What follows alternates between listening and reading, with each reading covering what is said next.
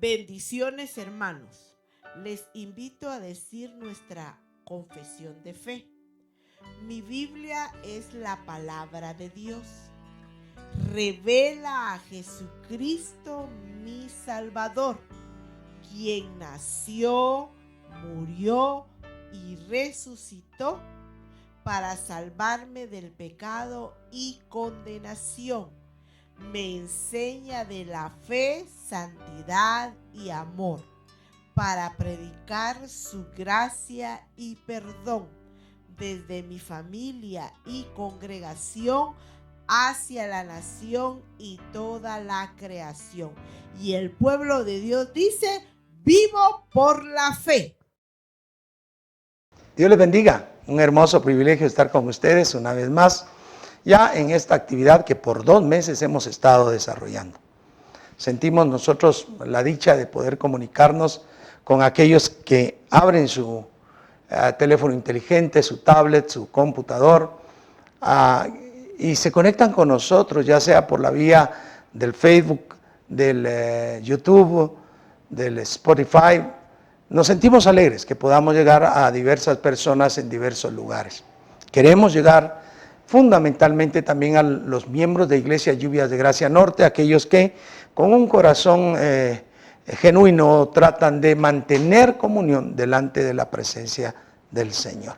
Y por ello hemos de estar trabajando para que nuestro corazón tenga una visión diferente, una visión, una perspectiva que nos lleve a la realización y la convicción que somos personas llamadas delante de la presencia de Dios a mantener un testimonio verdadero, un testimonio real en nuestro Dios.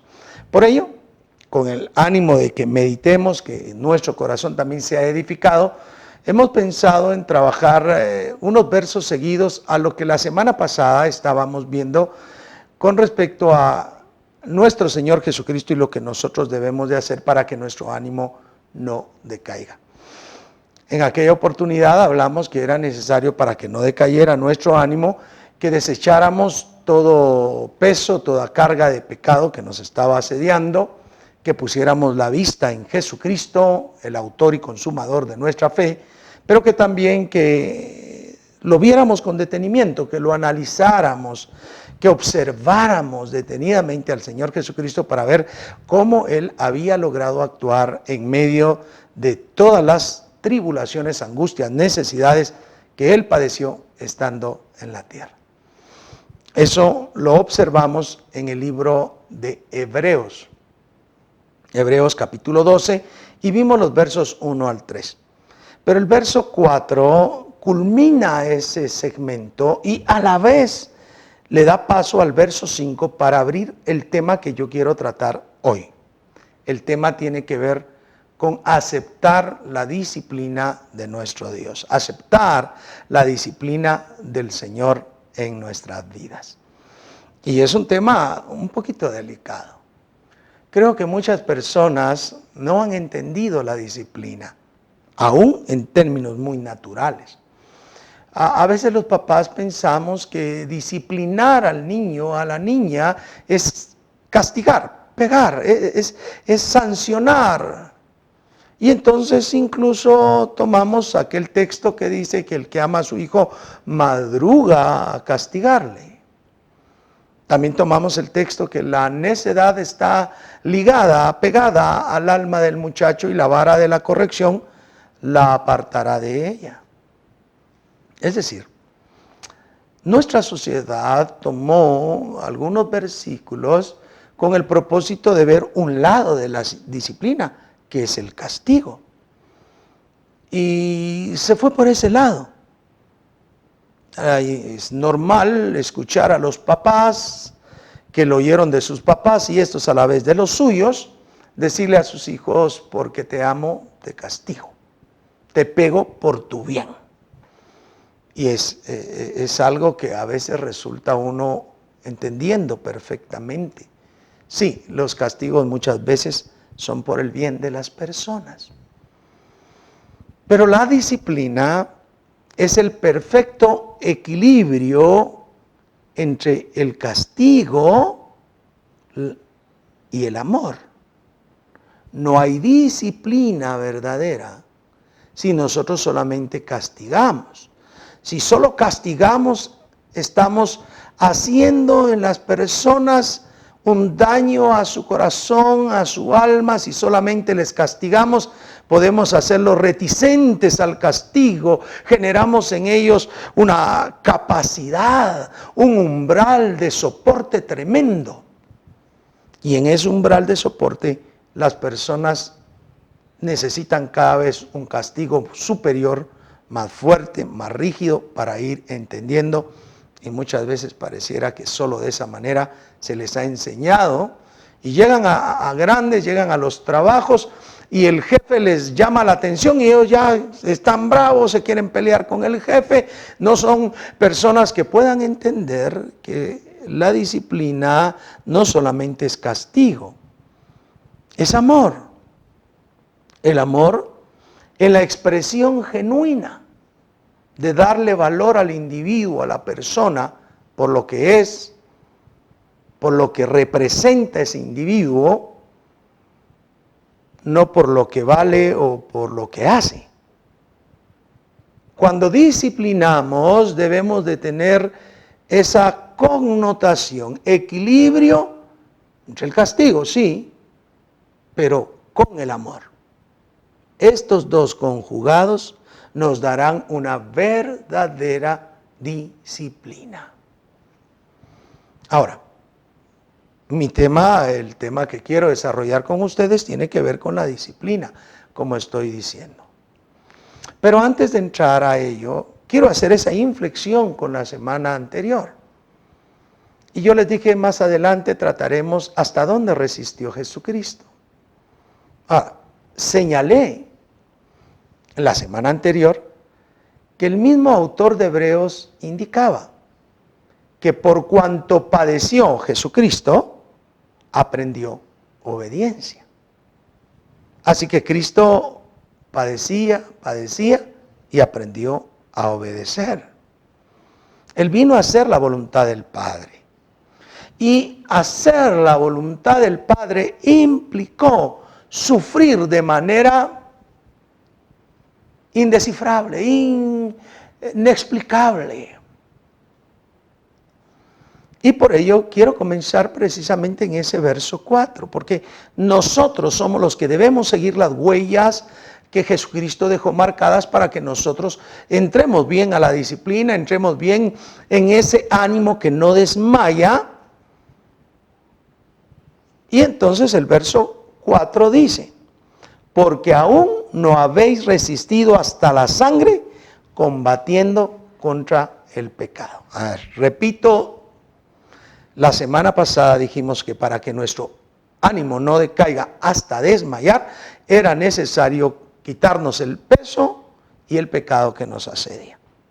Poner la mirada en Jesucristo y considerarlo a Él en su accionar para ver cómo hacía. Pero el escritor sagrado dice que aún no habéis resistido hasta la sangre combatiendo contra el pecado. Jesucristo tuvo que soportar una cantidad de situaciones tremendas y ya la noche en que iba a ser entregado para ser crucificado, fue al monte del Olivar con los discípulos y tomó a 3, los acercó un poco más y les dijo, velen y oren conmigo para que no caigan en tentación. Estos se quedaron allí, él se fue más adelante, pero antes les había dicho a todos, mi alma está angustiada, yo estoy angustiado hasta la muerte. Él es el sumo sacerdote en quien nosotros tenemos confianza, en quien podemos asistir ante su trono de gracia, porque Él fue tentado en todo según nuestra semejanza, pero sin pecado. Y en esa capacidad, en esa gloriosa capacidad de nuestro Señor Jesucristo de ser nuestro sumo sacerdote, estaba angustiado hasta la muerte. Y la Escritura dice que al irse más adelante, angustiado Él hasta la muerte, oraba al Padre diciéndole, si es posible pase de mí esta copa, mas no como yo quiero, sino como sea tu voluntad. Y estaba en ese grado de estrés que comenzó a sudar y su sudor era como gotas de sangre. Los evangelios dan testimonio de esa situación tan difícil, tan cargosa, tan dura, tan estresante en el Señor Jesucristo. Su angustia era tal que su sudor era como gotas de sangre. Ángeles vinieron, lo servían, lo fortalecían, pero él sabía que dirigía sus pasos al Calvario y que entregaría su vida por el pecado de toda la humanidad, y resistió el pecado hasta la sangre. Nosotros debemos aprender, queridos hermanos y hermanas, a resistir el pecado hasta las últimas consecuencias, hasta la sangre.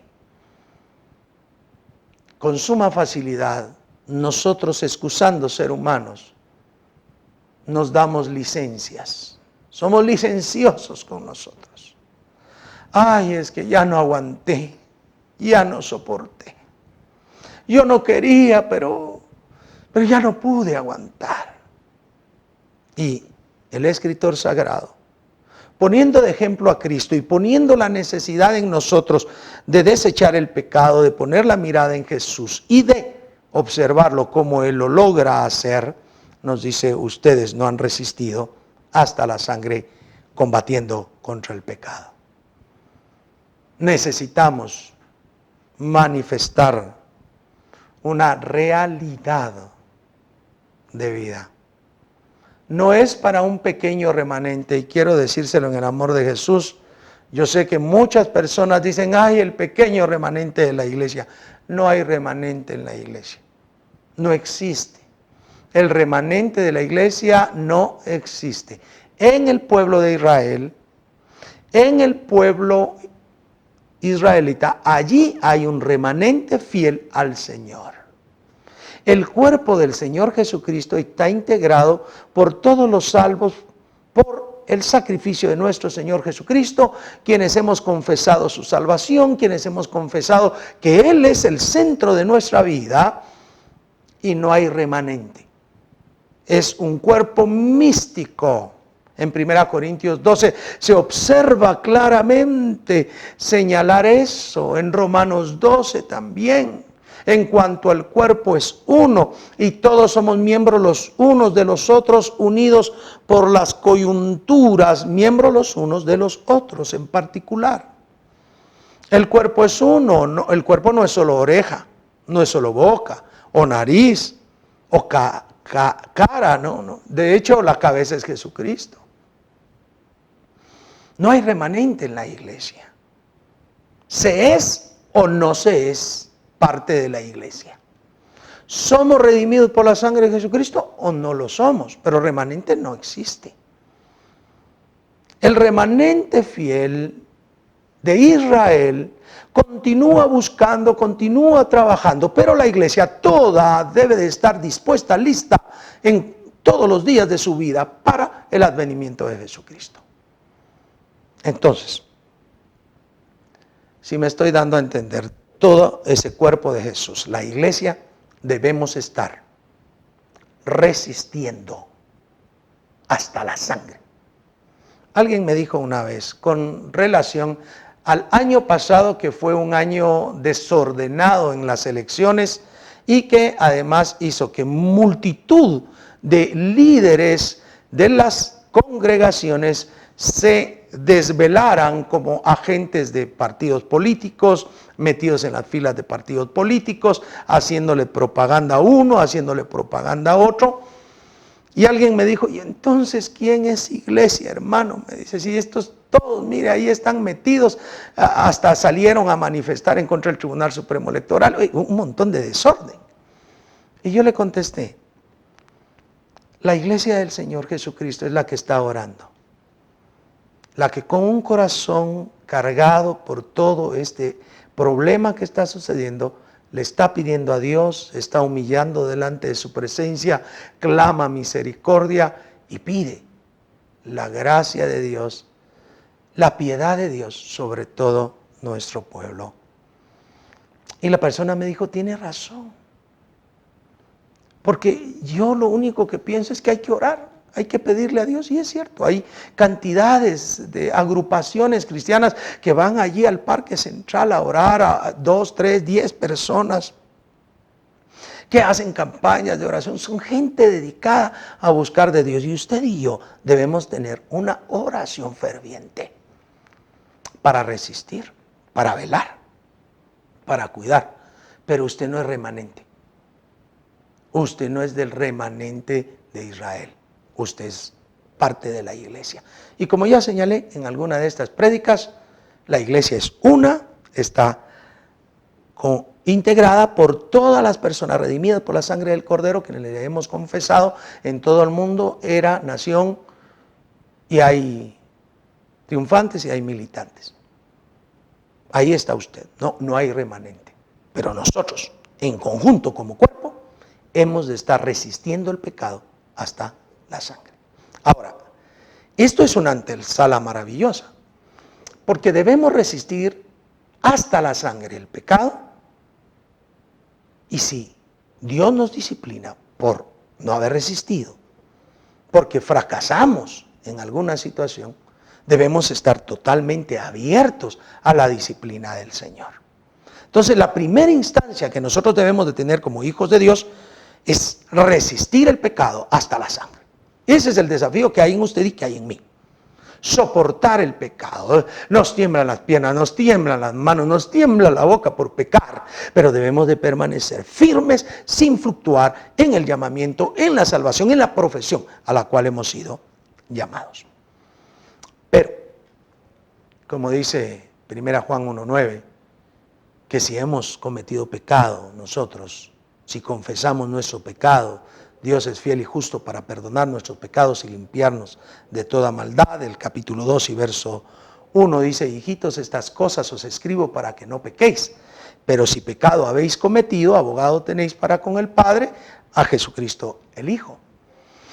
Entonces, cada uno de nosotros tenemos la gracia, la bendición de poder acudir al Señor, no por estar cometiendo pecados deliberados o irle a decir al Señor: perdóname por este pecado, pero yo en mi interior estoy pensando continuar en ese pecado. No, es cuando nuestro corazón se ve rebasado, y como dice la palabra del Señor: si el corazón os redarguye, mayor es Dios que vuestro corazón. Si el corazón no os redarguye, paz tenemos para con Dios.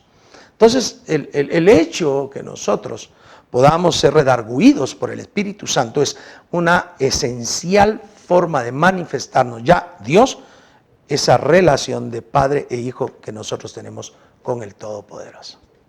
Y entonces, me quedé con eso de trasladar, pero el primer elemento, nuestro ánimo no va a decaer hasta desmayar, pero necesitamos resistir hasta la sangre. Y si no se consigue, entonces el autor, de manera genial, usa el verso siguiente, el verso 5, y dice: y habéis ya olvidado la exhortación que como a hijos se os dirige diciendo. O sea, no habéis resistido a la sangre, hasta la sangre, que debemos de hacerlo, y además parece que se les ha olvidado la exhortación que como a hijos se os dirige. ¿Cuál es la exhortación que se nos ha hecho como a hijos? Dice: hijo mío, no menospreciéis la disciplina del Señor, ni desmayes cuando eres reprendido por Él. ¡Wow! Como hijos, ¿se les ha olvidado resistir hasta la sangre? Por favor, resistan hasta la sangre. Pero no se olviden que como hijos el Señor nos dice: no menospreciéis la disciplina del Señor, ni desmayes cuando eres reprendido por Él. Dios al que ama castiga. Por eso les decía que tiene lógica, los papás les decimos a los hijos: te pego porque te amo, te castigo porque te quiero, pues para tu bien. La disciplina del Señor debería de causar en nosotros una aceptación de la disciplina y no un menosprecio. Hay muchas personas, yo he escuchado personas que dicen, pues Dios está ensañando conmigo, mejor me dedico a pecar. Y entonces, ¿por qué se menosprecia la disciplina? Y desmayan, ya no, y aquí ya no duele porque llueva, sino por lo tupido, dice. Pero miren esta idea maravillosa de no menospreciar la disciplina del Señor y no desmayar cuando somos reprendidos por Él, ya en el primer libro de la Biblia escrito, no el Génesis, que es el primero de cómo está ordenada cronológicamente la Biblia, el libro de Job, en el capítulo 5, el versículo 17, ya esto se está tratando. Desde Job, usted sabe que Job es el libro que representa un estadio anterior al tiempo en que Moisés escribe los primeros 5 libros que tenemos cronológicamente ordenados dentro de la Biblia. Y dice el verso 17 del capítulo 5. He aquí, bienaventurado es el hombre a quien Dios castiga. Por tanto, no menospreciéis la corrección del Todopoderoso. ¡Hala! Qué pensamiento más lindo. A ver, a estas alturas del capítulo 5 de Job, el hombre, Job, ya lo había perdido todo. Había perdido a sus hijos e hijas, había perdido sus sembradíos, había perdido sus siervos que fueron quemados ahí en todo esto, había perdido su ganado, sus posesiones, y siempre alguien corría a decirle: solamente yo escapé para contártelo. Como una providencia divina, había un mensajero de entre los que estaban ahí que escapaba a contarle la tragedia. Job entendía que el ser humano debía aprender a recibir de Dios lo bueno y lo malo. Él lo dijo. Cuando su esposa le habla y les sanciona diciéndole: ya, maldice a Dios y muérete, él le dice: como cualquier mujer sin sentido, sin entendimiento, has hablado. ¿Qué? ¿Recibiremos de Dios solo lo bueno y no lo malo? ¿Que no de Él proceden ambas cosas? Job, con una altitud espiritual de conocer al Todopoderoso, después es atacado con una sarna, con una enfermedad cutánea tan tremenda que se rascaba con pedazos de teja. Y el hombre dice eso. Es doblemente dichoso. Disfruta aquel hombre a quien Dios castiga. Por tanto, no menospreciéis la corrección del Todopoderoso.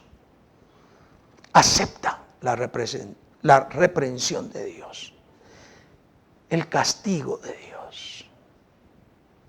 David más adelante, él expresará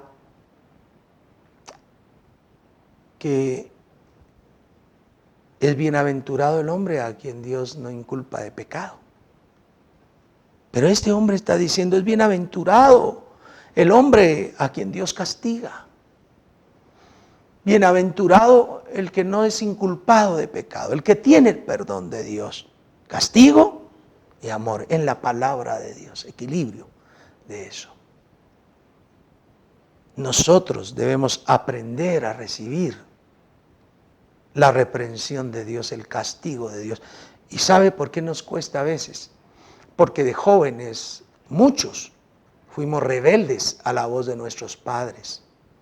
Para los que disfrutaron el tener a los dos, a ambos, tanto a papá o mamá, se le decían berrinches.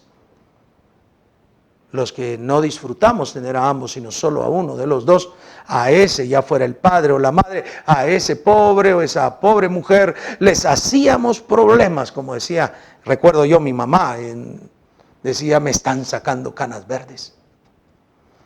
Y es la verdad. No aprendemos a respetar, a cuidar, a recibir la reprensión de nuestros padres, cuanto más de Dios. Y Job dice,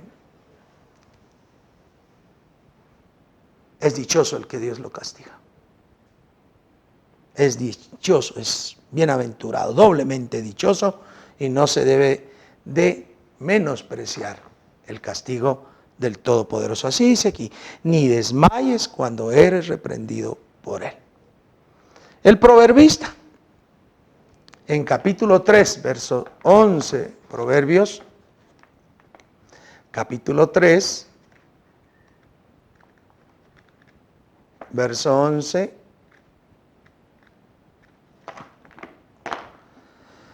vamos a ver, capítulo 3, verso 11 y 12, dice, no menospreciéis, hijo mío, el castigo de Jehová, ni te fatigues de su corrección, porque Jehová al que ama castiga, como el padre al hijo a quien quiere. Qué maravilloso. No menosprecies, hijo mío, el castigo de Jehová, ni te fatigues, no te desmayes de su corrección, porque Jehová al que ama castiga, como el padre al hijo a quien quiere. Qué fuerte. Y el verso 6 acá en Hebreos termina precisamente así, porque el Señor al que ama disciplina y azota a todo aquel que recibe por hijo. Disciplina del Señor. A veces yo he escuchado tristemente personas que dicen, mire, yo no hice esto y no me ha pasado nada, estoy bien. Mire, yo hice aquello y no me ha sucedido nada. Si Dios estuviera en contra de mí, me estaría castigando. De hecho, hay un mal concepto, porque cuando las personas pecan y le vienen situaciones adversas, están acogidos a la misericordia de Dios. Dios, ten piedad, ten misericordia, que no pase nada, que no suceda nada. Pero hay quienes tienen el mal concepto, que hacen males y de repente uno los ha visto cometer pecados y uno les ha exhortado a volver al camino de Dios. Dice, no, Dios me ama, Dios me quiere, Dios no es de castigo, no es de juicio, así que, y no les pasa nada. Y lo único que está diciendo esa situación es que no es hijo, que no es hija. Porque Dios castiga al que ama, como el Padre azota al que tiene por hijo. Entonces, hay muchas personas que aunque uno les exhorte, les anime a dejar el mal camino, y a veces asisten a las congregaciones, a veces están allí, y déjenme decirlo, a veces tienen privilegios dentro de las congregaciones. Y ellos dicen, no pasa nada. Y duele el corazón ver a la gente menospreciar. Pero también existe otro mal concepto. Hay personas que no pecan, hay personas que no hacen mal, y de repente le vienen una cosa mala y luego dicen, Dios lo está castigando porque tiene pecado. No, Dios no es déspota. Dios corrige a su hijo, le endereza los pasos. Lo castiga, pero le da amor. Por la noche durará el lloro, mas por la mañana vendrá la alegría. Dios es grande en misericordia, lento para la ira y grande en misericordia. Por eso es que, querido hermano y hermana, tú que me estás escuchando, tú que me estás oyendo, si tú estás cometiendo pecados de manera deliberada y no pasa nada contigo y todo pasa normal, perdóname. Si Dios no te está jalando las orejas, si Dios no te está disciplinando, algo malo hay en tu vida. Probablemente no eres salvo. Pero en ti, amado hermano, amada hermana, tú que luchas cada día, que te esfuerzas cada día por ser mejor, y de repente el Señor te jala la oreja, te castiga, no desmayes, no te aflijas, no digas Dios no me quiere. No, al contrario, observa la misericordia de Dios para contigo. Dios te está diciendo, eres mi hijo. Y como tú le has dicho a tus hijos, como tú le has dicho a tus pequeños, yo te digo a ti, porque te amo, te disciplino y azoto a aquel que he recibido por hijo. Y si Dios te ha recibido por hijo, por hija, te va a azotar si tú necesitas azotes, te va a corregir si tú necesitas corrección. Tuve un amigo que ya está en la presencia del Señor, que él era novio primero y después esposo de una prima de mi esposa. Y yo era creyente ya cuando lo conocí, pero este hombre no entraba a los caminos de Dios. Era con muchos defectos. Con el tiempo conoce al Señor Jesucristo. Tenía poco tiempo de haber recibido al Señor Jesucristo. Él estaba estudiando auditoría, ya había cerrado auditoría y estaba trabajando en el departamento de auditoría de un sanatorio en la zona 5. Se metieron unos asaltantes, saber qué tanto dinero había ahí. Lo cierto es que él era el encargado de esa situación. Y le han dado un disparo en el ojo derecho. Le nuclearon el ojo, le salió la bala por acá en el cerebro. Mi amigo, Rudy, en paz descansa, tenía una actitud de broma muy tremenda. Y cuando estaba en el hospital, en la emergencia, en traumatología del ICS, él seguía bromeando, porque Dios de alguna manera milagrosísima hizo que la bala entrara en el ojo, le destruyera el ojo, pero no le tocara el cerebro, aunque le salió en la parte trasera. ¿Cómo lo hizo Dios? Saber.